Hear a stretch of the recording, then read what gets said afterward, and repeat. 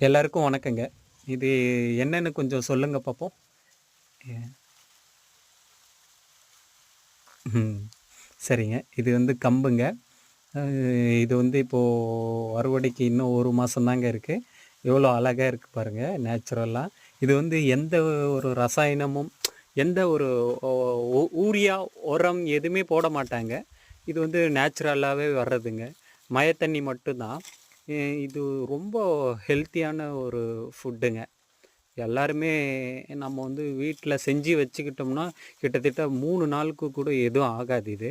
ரொம்ப ஈஸியா சாப்பிடக்கூடியது. ஈஸியா செரிமானம் ஆயிடுங்க. ரொம்ப ஹெல்த்தியான ஃபுட்டு இந்த கம்பு. இப்போ வந்து கம்பு சீசன் இருக்குங்க.